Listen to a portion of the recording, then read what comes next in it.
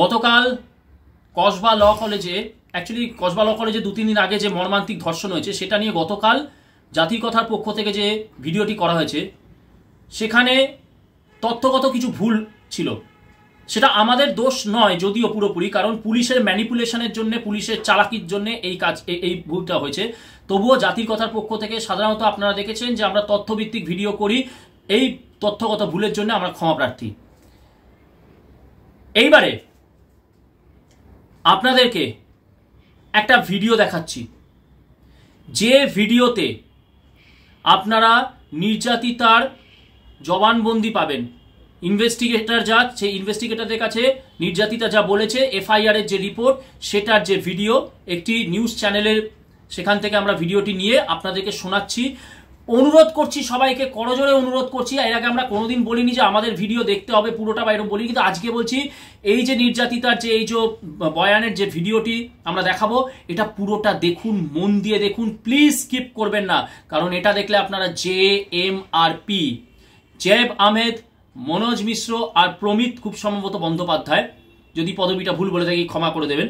তো এই তিনজনের যে জটটা, কিভাবে জট পেকেছে সেটা আপনারা বুঝতে পারবেন। আসলে শুনলে আপনারা অদ্ভুত, কেন আমরা ক্ষমা চাইছি, কেন বলছি তথ্যগত ভুল। মনোজিৎকে আমরা দেখছি কালকে থেকে মনোজিৎ মিশ্র মুন্ডুপাত হচ্ছে, মনোজিৎ মিশ্র ধর্ষণ করেছে, মনোজিৎ মিশ্র মূল ধর্ষক, এই বলে আমরা মুন্ডুপাত করছি। আসলে মনোজিৎ এখানে মানে বলতে গেলে এখন এত ডাউট হচ্ছে মনোজিৎ আদৌ ধর্ষণ করেছে কিনা, সেটাই একটা ডাউটের ব্যাপার। আসল খেলা খেলেছে জেব আহমেদ এবং মেয়েটিকে ধর্ষণ করেছে, কারণ হিন্দু একটি মেয়ে, আবার সেই হিন্দু মুসলমান এসে যাচ্ছে বলছি হিন্দু মেয়ে গনিমতের মাল বানিয়েছে। কিন্তু কিভাবে চেপে দেওয়া হয়েছে, জেবকে চেপে দিয়ে আজকে মনোজকে সামনে আনা হয়েছে। সেটিং ধর্ষণেও সেটিং। দেখুন ভিডিওটা, দেখুন আগে। অন্যদিনের মতো ইউনিয়ন রুমে গিয়ে বসি, একজনের নাম জে, সে এসে ঢোকে, সবাইকে বসতে বলে, আমরাও বসি। সে কলেজের প্রাক্তন ছাত্র, কলেজের আধিকারিক, আনঅফিসিয়ালি কলেজের টিএমসিপি ইউনিটের মাথা। কলেজে তার বিরাট ক্ষমতা, সবাই তার কথা শুনতো। সে সবাইকে টিএমসিপি ইউনিটের পদ দিত, আমাকেও গার্লস সেক্রেটারির পদ দিয়েছিল। আমরা সবাই বসেছিলাম। কিছুক্ষণ পর একজন, যার নাম পি, আমাকে ইউনিয়ন রুমের বাইরে ডাকে, জানতে চায় যে এবং ইউনিটের প্রতি অনুগত কিনা। আমি যেহেতু গার্লস সেক্রেটারি, আমি জে এবং টিমের প্রতি আমার আনুগত্য দেওয়ার কথা দিই। তারপর আমরা ইউনিয়ন রুমে ফিরে যাই। একটু পরে যে আমাদের জিজ্ঞাসা করে পি আমাকে সব বুঝিয়েছে কিনা। তারপর সে আমাকে বাইরে ডাকে এবং বলে যে প্রথম দিন থেকে সে আমাকে পছন্দ করে, তার গার্লফ্রেন্ডের পর আরো একজনকে ভালোবাসে এবং সে আমাকে বিয়ের প্রস্তাব দেয়। আমি প্রস্তাব প্রত্যাখ্যান করি, বলি আমার বয়ফ্রেন্ড আছে এবং আমি তাকে সত্যিই ভালোবাসি, বলি আমি ওকে ছাড়তে পারবো না। তারপর নিজেদের মধ্যে কথা বলা বলির পর আমরা ইউনিয়ন রুমে ফিরে যাই। তখনও পর্যন্ত সব ঠিক ছিল। সন্ধ্যে 6:10 নাগাদ আমি এবং কয়েকজন পড়ুয়া বেরোতে যাই, কিন্তু যে আমাদের আটকে দেয়, আরো কিছুক্ষণ থাকতে বলে। আমরা তাই করি। সন্ধ্যে 7:30 নাগাদ আমাদের জেনারেল সেক্রেটারি বেরিয়ে যায়। সেই মুহূর্তে আমিও গুছিয়ে ফেলি, বেরোতে যাই। তখন যে আটকায়, পি এবং এম কে চোখের ইশারায় বাইরে বেরোতে বলে।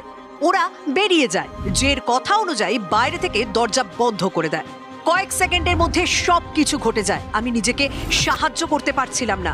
যে আমাকে বাথরুমে নিয়ে যায়, যৌন সঙ্গম করার উদ্দেশ্য নিয়ে জোর করার চেষ্টা করে। আমি বাধা দিই, কিছু করতে না দিয়ে পিছনে ঠেলতে থাকি, হাউ হাউ করে কাঁদতে থাকি, বলি আমাকে ছেড়ে দাও, আমি এটা করতে পারবো না, আমার বয়ফ্রেন্ড আছে, আমি ওকে ভালোবাসি। কিন্তু সে রাজি হয়নি, আমাকে জোর করতে থাকে। আমার প্যানিক অ্যাটাক হয়, শ্বাসকষ্ট হতে থাকে।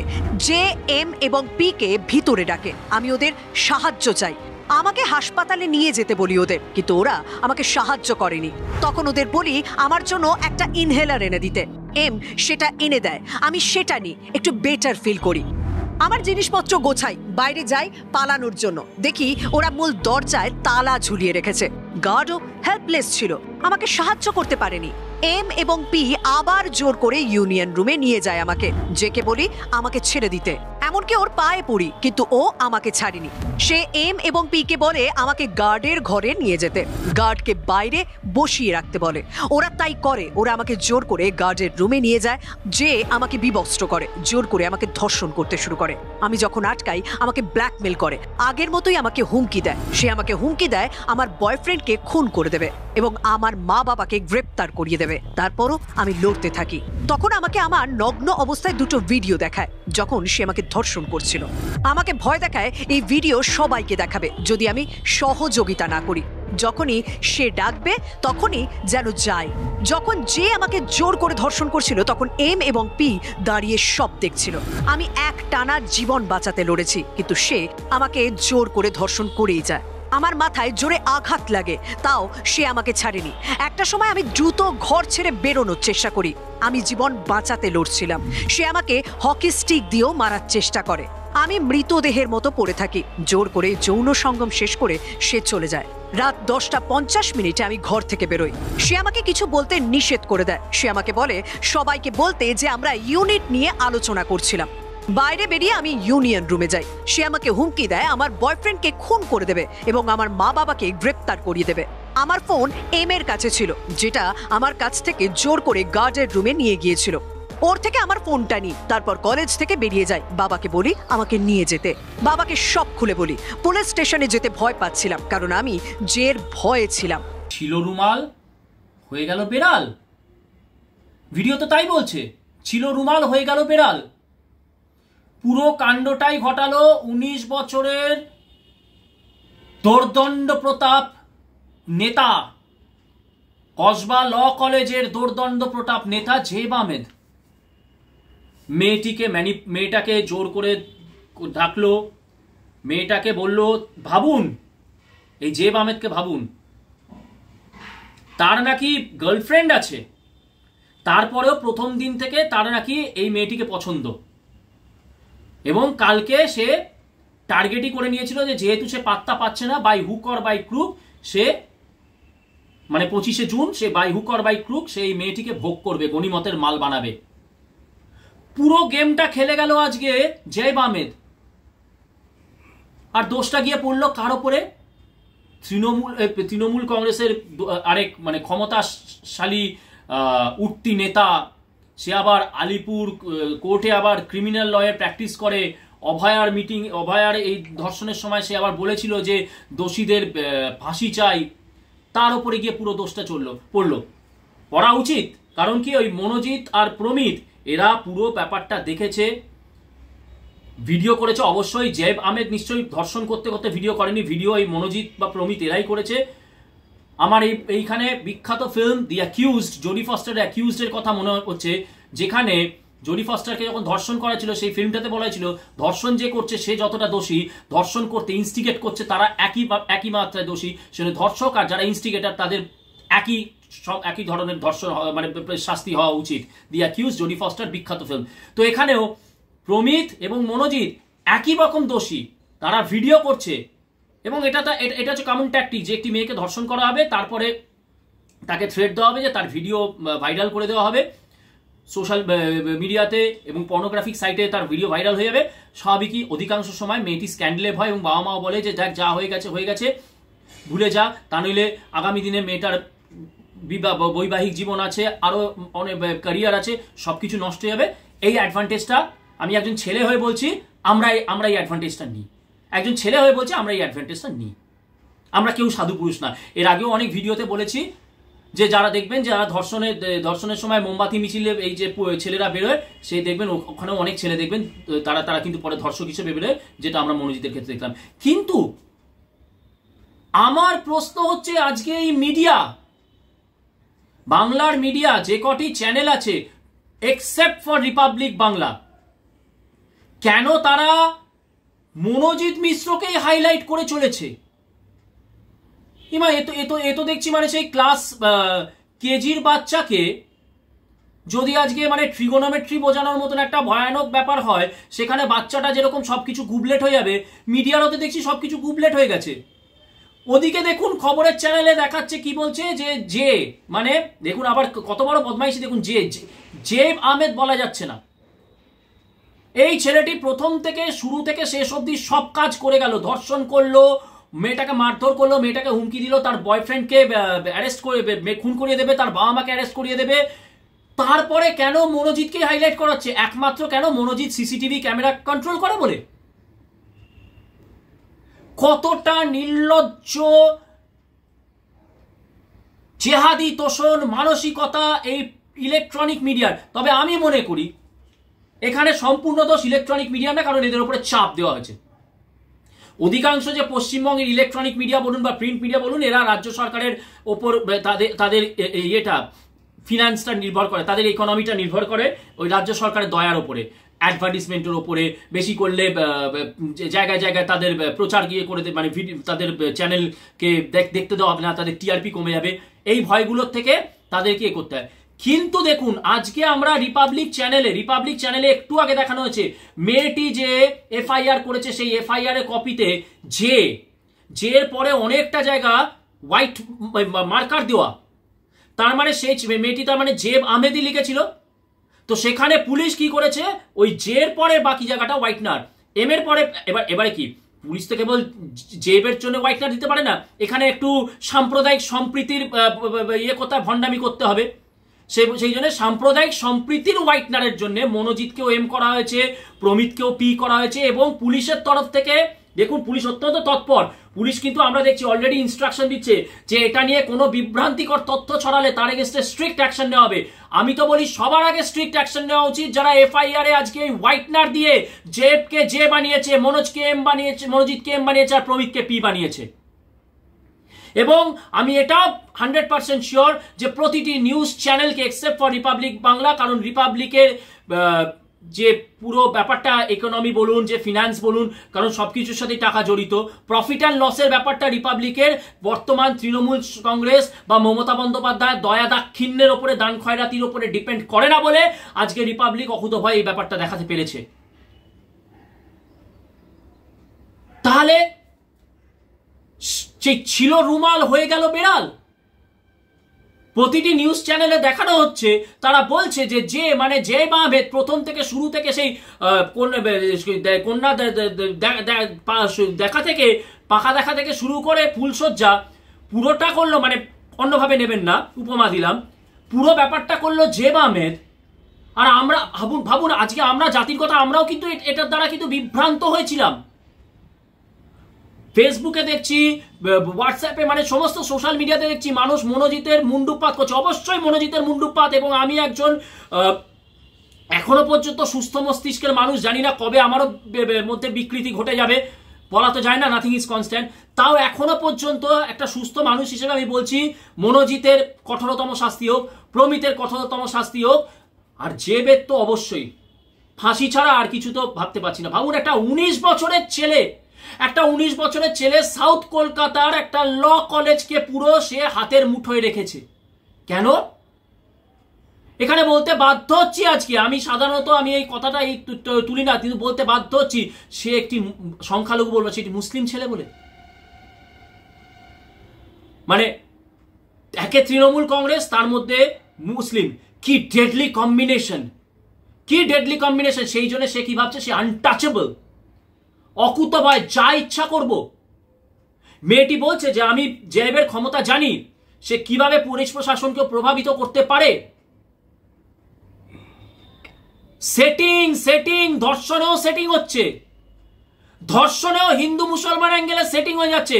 সেই আমরা দেখেছিলাম অমর আকবর অ্যান্টনিতে দেখেছিলাম, প্রাণকে বলা হলো, সে ভিলেন যে প্রেমচাঁদ খুব সম্ভবত নাম, প্রাণকে বলছে যে তুমি ব্লেমটা তোমার উপরে নিয়ে নাও, তোমার ছেলে মেয়ের আমি দায়িত্ব নিচ্ছি। তার মানে মনোজিৎকেও কি এরকমই বলা হচ্ছে যে মনোজিৎ জেবকে আমরা কিছু, বাবা জেবকে সামনে আনতে পারবো না, যদিও সে মেন কাজটা সেই করেছে, মেয়েটিকে গনিমতের মাল বানিয়েছে, কিন্তু দায়টা তোমাকেই নিতে হবে, কিছুদিন তোমাকে শাস্তি কাটতে হবে। হয়তো তারপরে মনোজিতের জন্য কোনো বিরাট কোনো পুরস্কার অপেক্ষা করছে, সরকারের পক্ষ থেকে কোনো বিরাট পুরস্কার অপেক্ষা করছে। আজকে কোন একটা পুরো বললাম তো, ভিডিওটা দেখলেই তো বোঝা যাচ্ছে, এটা তো এমন নয় যে ক্লাস 1-2 এর বাচ্চাকে ট্রিগোনোমেট্রি ক্যালকুলাস বোঝানো হচ্ছে। তারপরেও অদ্ভুত ব্যাপার, কেন মিডিয়া আজকে মনোজিৎ মিশ্রকে হাইলাইট করছে? কেন পুলিশ হোয়াইটনার দিয়ে আজকে অপরাধীদের নাম কেন প্রকাশ আসবে না? কেন হোয়াইটনার দিয়ে? মেয়েটি যখন লিখেছে জাইবা আহমেদ, কেন সেখানে হোয়াইটনার দেবে? পুলিশের কি রাইট আছে? আজকে কই হাতরাসের বেলায় তো, যখন হাতরাস হয়েছিল তখন তো, হাতরাসের বেলায় তো যখন দলিত মেয়েটিকে ধর্ষণ করা হয়েছে তখন তো সেখানে যে বলা হয় কি ব্রাহ্মণ কি উচ্চবর্ণের ইয়ে, কই তার নামের পাশে তো হোয়াইটনার মারা হয়নি। তাহলে হোয়াইটনারের ক্ষেত্র ধর্ম দেখে হোয়াইটনার চালানো হবে? আসল ব্যাপারটা হচ্ছে দীঘাতে মমতা বন্দ্যোপাধ্যায় জগন্নাথের রথ টানছেন, পুলিশ জুতো দিয়ে পাড়া দিয়ে দড়ি নামাচ্ছে, মমতা বন্দ্যোপাধ্যায় মাথায় খেলছে ওরে বাবা। আবার অভয়ার পরে, অভয়ার বেলায় তো ঠিক আছে, অভয়ার বেলায় তো একটা ওই কি রায়, সঞ্জয় রায় না কি করেছিল, হিন্দু ছেলে, ঠিক আছে, ওর নাম প্রকাশের সাথে কোনো চাপ নেই। কিন্তু এখানে তো জাইবা আহমেদ, আমার দুধের গরু। আমি অনেকদিন আগে বলেছিলাম মমতা বন্দ্যোপাধ্যায় মাদার ডেয়ারির দুধ বা বাংলার দুধ উনি যেগুলো বার করছেন ওনার ওগুলো ভালো লাগে না। ওনার তো ভালো লাগে হচ্ছে যে ওই যে দুধেল গাইয়ের যে দুধ, সেটাই উনি একমাত্র ভালোবাসেন। তা সেই দুধেল গাই জাইবা আহমেদ এত বড় কাজ করে ফেললো, মারাত্মক অপরাধ করে ফেললো। তো এবারে জাইবা আহমেদের বিরুদ্ধে যদি সমস্ত নাগরিক সমাজ আজকে রাস্তায় নেমে যায়, আমি আমার সংখ্যালঘু ভাই, আর তখন যদি আমাদের সংখ্যালঘু ভাই বোনেরা খেপে যায়, সামনেই তো 2026-এর ভোট, জাইবের নামটা যদি হাইলাইট করে এবারে বিজেপি যদি এটাকে ব্যবহার করে যদি আরো যদি একেই বাংলার বুকে পশ্চিমবাংলার বুকে হিন্দু মুসলমান পোলারাইজেশন হয়ে যাচ্ছে, এটাকে দিয়ে যদি আরো বেশি যদি হিন্দুদেরকে প্রভাবিত করতে পারে, সব থেকে বড় কথা হচ্ছে একটা মুসলমান ছেলে হয়তো কঠোরতম সাজা হয়ে যাবে। আমি তখন মেয়েদের কাছে মুখ দেখাবো কি করে? আমার দুধেল গাইদের কাছে, আমার ভাইজানদের কাছে আমি মুখ দেখাবো কি করে? এর পরের বার কি তাহলে আমি পারবো ইফতার পার্টিতে বোরখা পরে যেতে? নাকি ওখানে তখন আমার মুন্ডুকপাত করাবে? ওই দীঘাতে জগন্নাথ রথ টানতে ওই জন্যই হয়তো মমতা বন্দ্যোপাধ্যায় চটিটা আর খুলতে ভুলে গেছিলেন, কারণ তার মাথায় তো তখন রথ টানা মাথায় প্লে করছে না, তখন মমতা বন্দ্যোপাধ্যায় মাথায় এটা প্লে করছে যে আমার দুধেল গাইদের ভোট, আমার সংখ্যালঘুদের ভোট। আজকে জাইবা আহমেদের যদি এরকম একটা কেসে ফাঁসি হয়ে যায়, আমি তো বাঁচাতে পারবো না, কারণ এটা একটা এমনই ব্যাপার, এখানে বাঁচানো যাবে না। ওই জন্যে অলরেডি ওনার মাথায় এগুলো প্ল্যান করতে শুরু করলো যে এইখানে স্কেপগোট বালিকা বাকরা করতে হবে কাকে বাবা? ওই প্রাণের মতন মনোজিৎ,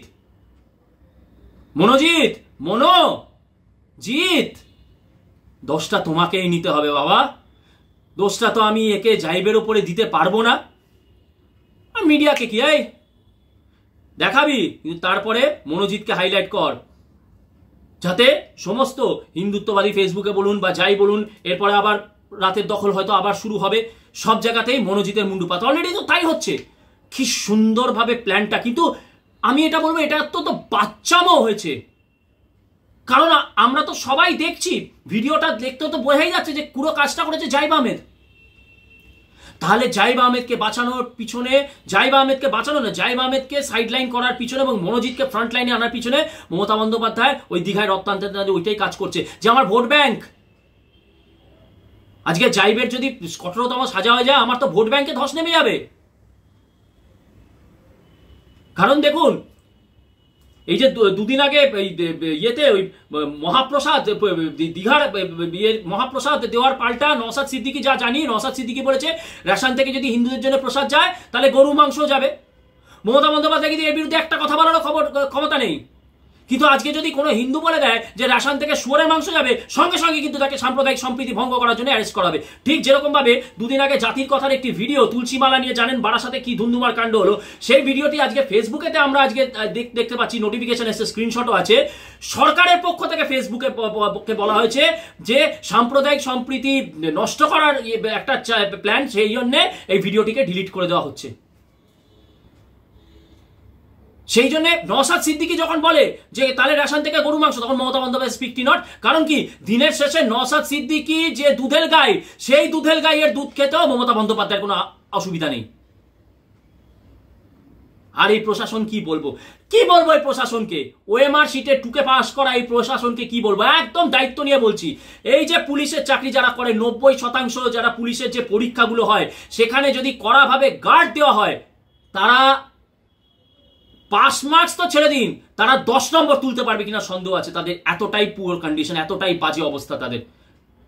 এগুলো দেখেছি বলে, প্রত্যক্ষদর্শী বলে আমরা জানি।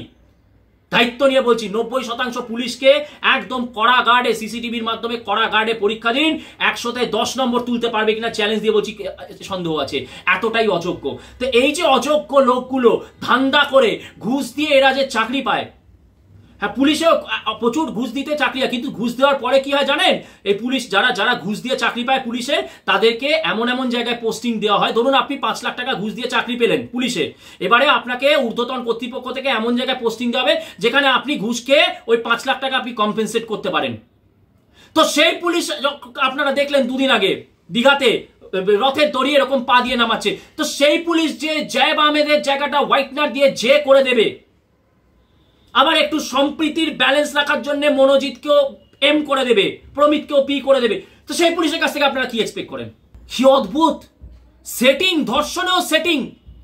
এখানেও মমতা বন্দ্যোপাধ্যায় আপনার মনে হচ্ছে যে বাবা যদি জায়েব আহমেদের নামটা সামনে এসে যায় তাহলে তো বিরাট ব্যাপার, একটা মুসলমান ছেলে এইভাবে এতে 19 বছর, ভাবুন একটা 19 বছরের টিন, 19 মানে টিন এজ, 19 বছরের একটা ছেলে জায়েব আহমেদ যে এখন টিনেজেতে আছে, সেই ছেলেটা সব কন্ট্রোল করছে, তাকে সবাই ভয় পায় কলেজের মধ্যে। তার মানে ভাবুন তার ক্ষমতা, কে দিয়েছে এই ক্ষমতা? কে দিয়েছে এই ক্ষমতা? ওখানকার বিধায়ক দিয়েছে এবং তৃণমূল সরকার দিয়েছে, প্রশাসন দিয়েছে এই জায়েব আহমেদকে এই ক্ষমতা।